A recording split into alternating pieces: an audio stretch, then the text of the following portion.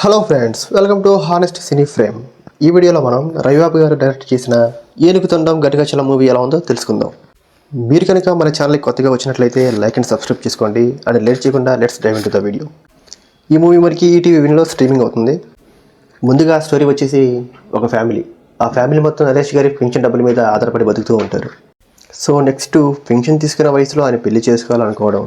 So ఆ next ఆయన చనిపోయిన తర్వాత తను ఇంకా బతికే ఉన్నాడని చెప్పి లైఫ్ ఇన్సూరెన్స్ తీసుకుంటారు. సో ఆ ఇన్సూరెన్స్ డబ్బులు ఫ్యామిలీకి వచ్చాయా, రాలేదా, ఇంకా ఆ డబ్బులు ఏమయ్యాయి అనేది బేసిక్ స్టోరీ లైన్.